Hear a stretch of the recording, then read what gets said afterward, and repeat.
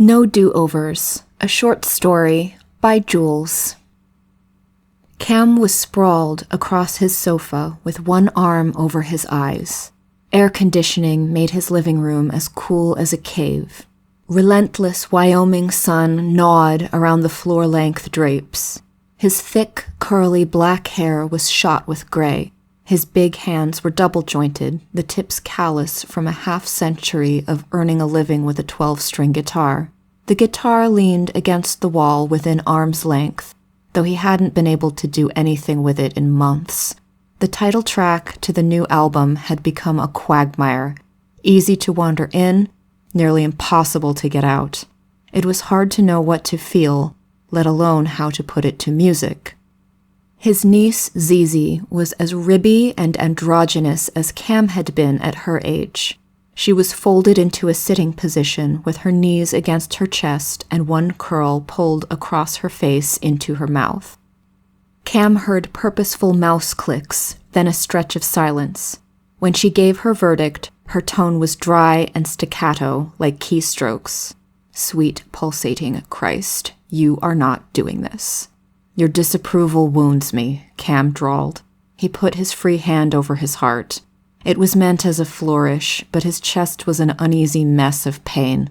Putting his hand there made it more real somehow, brought it to meet his fingers. For a few seconds, he was glad his other arm was draped over half his face. She was the only one he had trusted not to freak out on him, or tell him to just write a song about it. Just disappointment. This, Zizi's fingernail dragged down the textured plastic of the laptop monitor, would mean destroying yourself.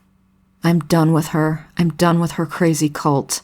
It's your life. Do what you want, but this is a revolting way to do it. Cam was startled enough to sit up and glare at her.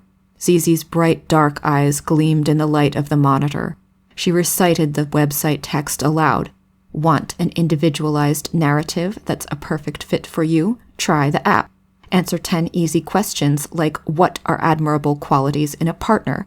And do you plan your decisions or act spontaneously to get your free quote? Revolting. My mind is made up. He felt like a glass filled to the brim. The preliminary scans are done. All I need is someone to drive me home after. This do-over stuff is prefabbed, she said flatly. It's generic memories burned into your brain. It's dated almost as soon as it's done. You have spent your life ignoring trends, and now you want to turn your memory into a pop song. Cam got up and walked past Zizi. I'm calling a driver then. He navigated the living room by touch. In the dark, he was safely oblivious to the memories that clung to picture frames, bookshelves, the wooden turntable, even door handles. They would demand his attention, draw him in, sap whatever resolve he had. He'd try again, mentally, to bring Tara back. Thin yellow curtains didn't do much to keep the light out of the kitchen. Outside, sunlight turned telephone wires white and made the dust-coated truck glitter like sandpaper. The kitchen table was half buried under envelopes and splayed folds of paper. Letters from the Order of Accord were visible in weekly strata of the mail. Their glossy brochures kept coming even though Tara hadn't lived at this address for a year. She'd moved into a Cord village across the lake. The sight of the shimmering third eye on the brochures was enough to spark the old arguments in his head. In his memory, she stood beside the table, arms folded, and, in his head, he tried yet again to explain how strange the situation had become. We don't talk anymore.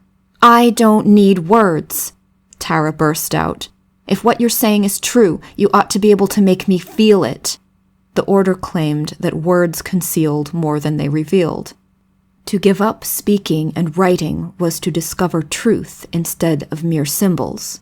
Eventually, the barriers between people would dissolve and communication would take place on a higher plane.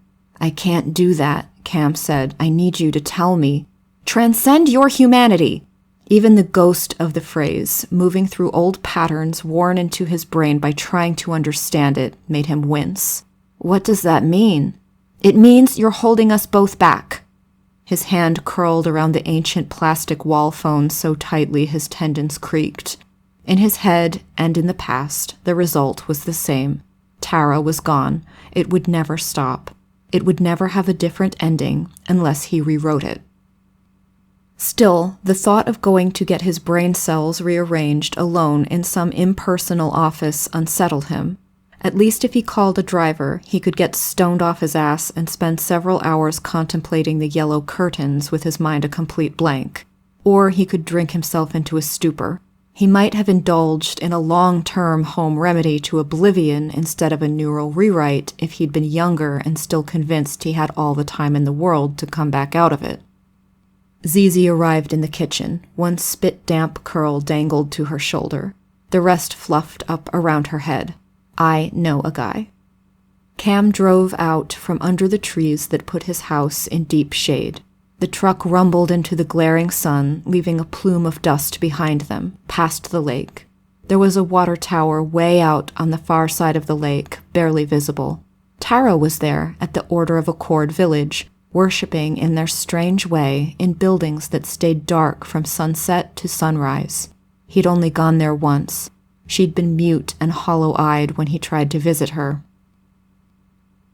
Zizi scowled into the side mirror. Cam, you ever listen to your stuff? Not once it's done.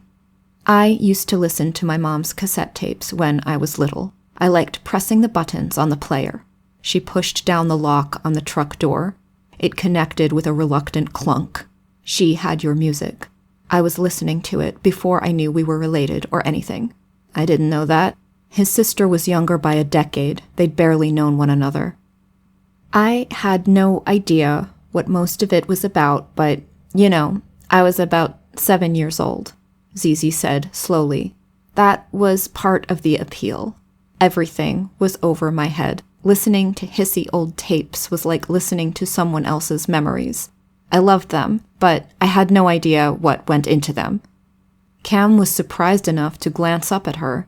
Zizi had never mentioned listening to any of his songs before. She preferred music with wobbly synthesizers and enough sub-bass to cook an egg. Now I have grown up, and they are still receding. Her staccato barely rose or fell when she spoke, but she put her finger against the dashboard to make a point, casually bending the little crooked joints past 90 degrees. You'll wear 'em out, he told her. The tendons of his own double-jointed fingers creaked like old violin strings these days, a fair price for massive chords on a 12-string. She tucked one knee up against her chest and stuck out her tongue at him. There was a jewel set in the middle of it. Cam was mystified. When had that happened? By the time they reached Arvada, the sun was a rippling red ball on the horizon. The highway stretching away through the desert was lit up white and red. Zizi gestured, directing him off the strip and through several right angles into the neighborhoods. The block smelled like grit, exhaust, and fast food from the strip. Country music bawled from a bar down the street. One former bar was abandoned, with wildflowers overflowing the windowsills, porch roof, and rotting piano in the yard. Zizi saw Cam looking. The last night at the Happy Days got crazy. Then she pointed him toward the 2-story building beside it. The door was open. A heavy-set kid in cowboy boots and greenish-sleeve tattoos was smoking out front. The tip of his cigarette glowed in the gust of wind that seemed to push Cam and Zizi through the door. The place looked like a basement.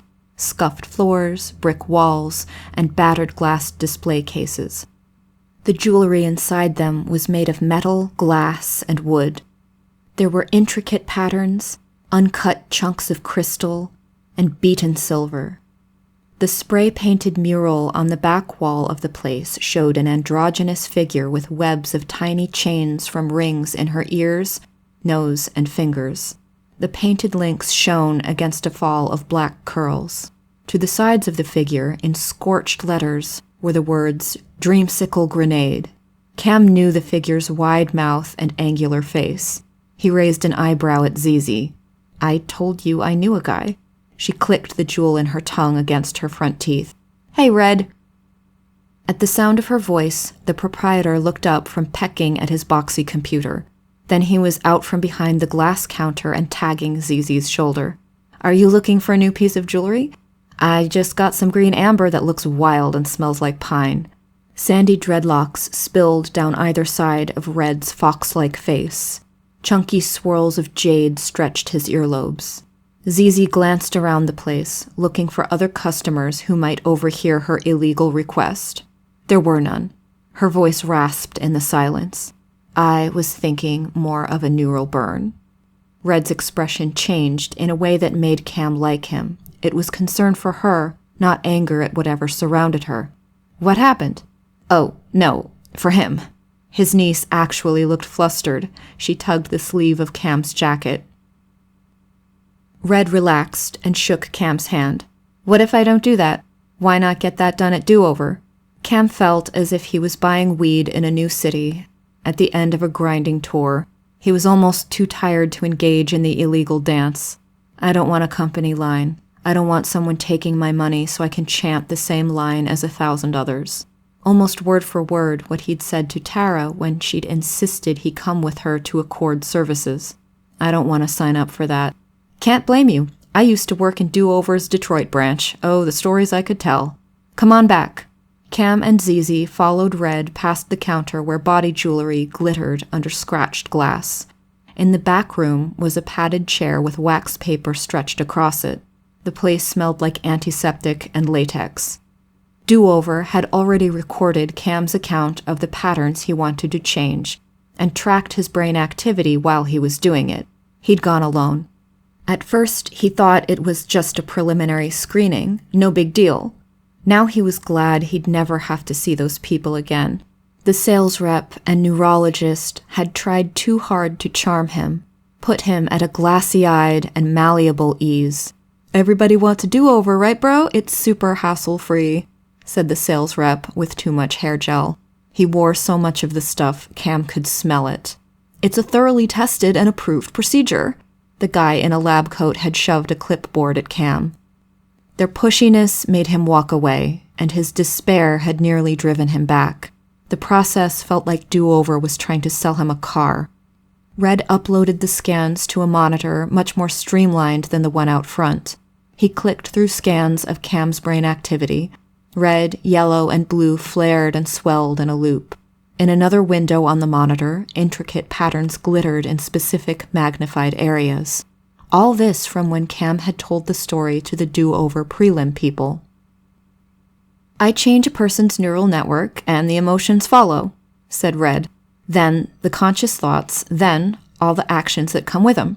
It's permanent as any other kind of body work. Changing this stuff doesn't just change the memories, it changes the way you interpret them and the way you act. You'll be a man of different habits." This was what had unsettled him so deeply about Do-Over. Cam felt the tendons in his hands creak. He made a conscious decision to uncurl them. "Yep. But the reason you came to me, the real reason, is that there's a balance to this process. It's an art as well as a science. Not just the one memory that needs to change," said Red. "Here's the deal. You might think you only have to change one major event that sent your life on a different course. But that event was only the reason you made the next choice. After that, you made another choice, and another. See what I mean? Fortunately for you, I don't have to change every neuron. Higher up areas requisition and coordinate various patterns lower down. Change the higher areas, and the lower ones will fire in different patterns." Red only had 4 instruments laid out on blue cloth. 2 long needles, a thin blade, and what looked like an old-fashioned computer joystick. Red picked up the needle.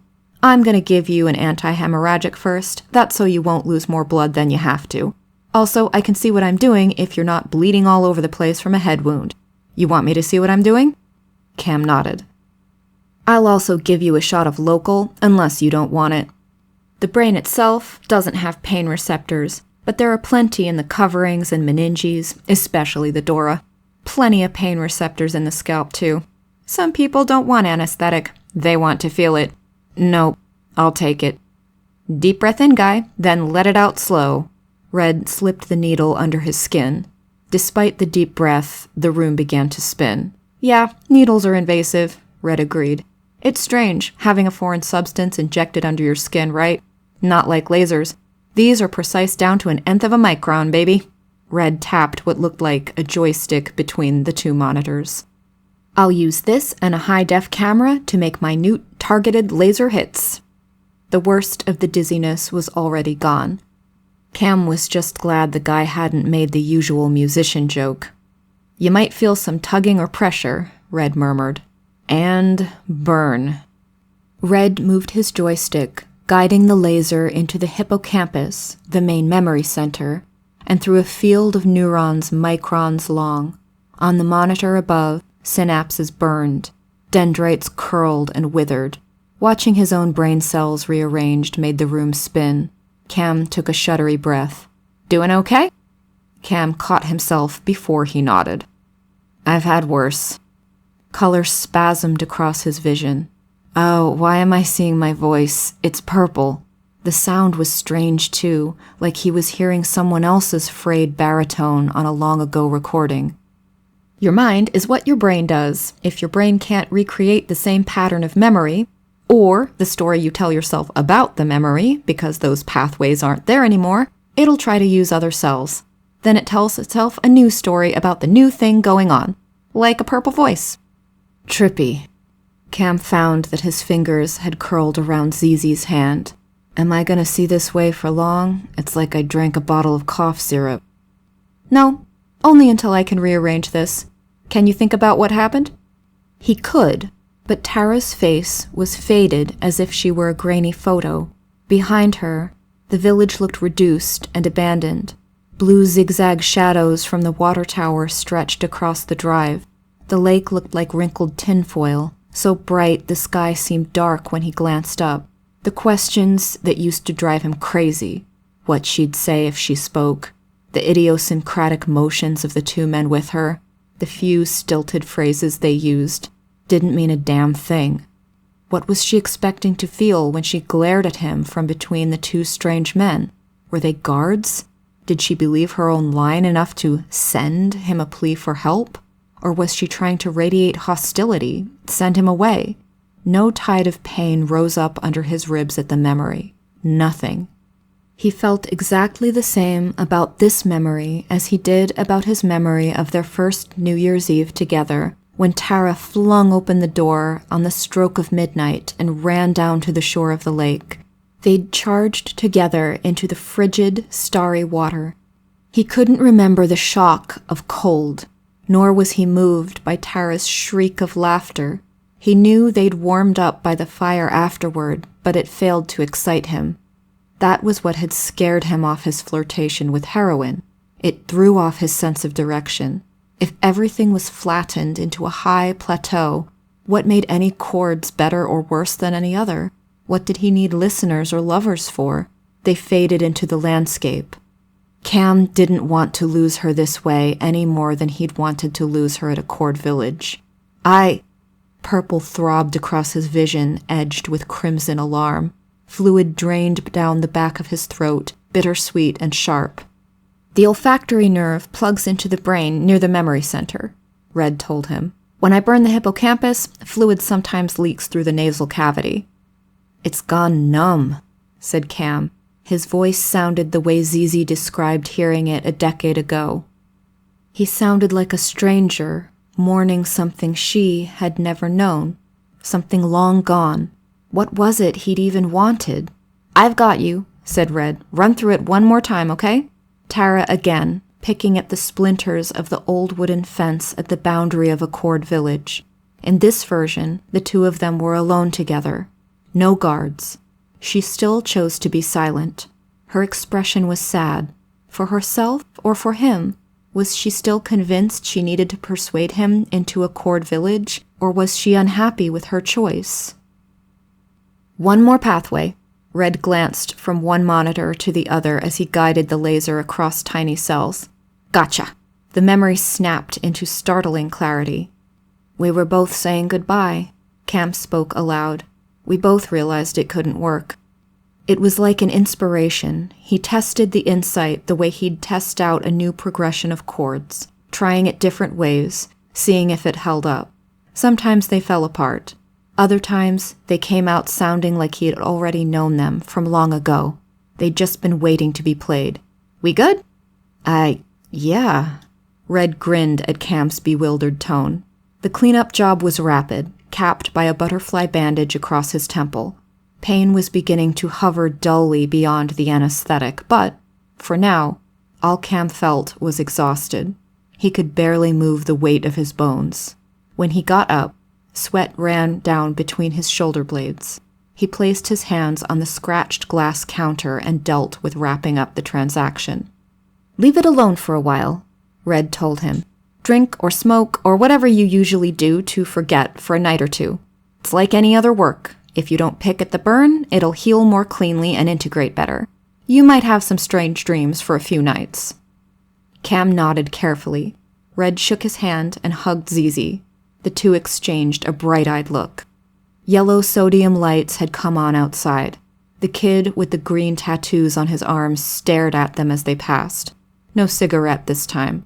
He was hanging onto a bottle with one hand and the railing of the porch with the other.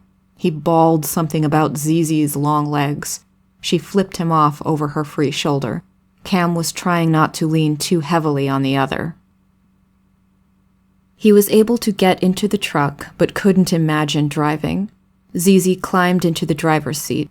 The town of Arvada was filled with red and white car lights coming and going. He closed his eyes against them and leaned his aching head back. He must have fallen asleep because, when he opened them again, they were cruising the blacktop under the stars. Blue dashboard light shone on Zizi's face. One curl was stretched across her mouth as she dealt with the big steering wheel. Her dark eyes glittered under the black slash of her eyebrows. Wind ruffled the lake and lifted Cam's curls off his neck. Muffled lightning flared on the horizon way out across the lake. He woke up again when rain hammered the roof of his place. He was in bed, and Zizi had gone home. Red's work healed quickly. Cam's headache was gone after a couple of days, and, after a while, it was all he could do not to scratch at the tiny, deep wound. It especially drove him crazy at night. He got out of bed and picked up his guitar, just to take his mind off the itching. At 3 a.m, it was cool enough to be outside. The moonlight was brighter than the sodium light in the yard. He liked the way dim light rippled across his 12-string. The song he'd nearly given up in despair came easily now. It helped that he knew what he was writing about. If he could get his mind around what happened, he could create an experience for whoever might want to listen. After an hour or so, he had it worked out. The song about the order of a chord would make it onto the album, he thought. But the melancholy progression wasn't a title, and never had been. Cam scribbled a new lyric onto the yellow pad of paper beside him. He had a better idea for the title track.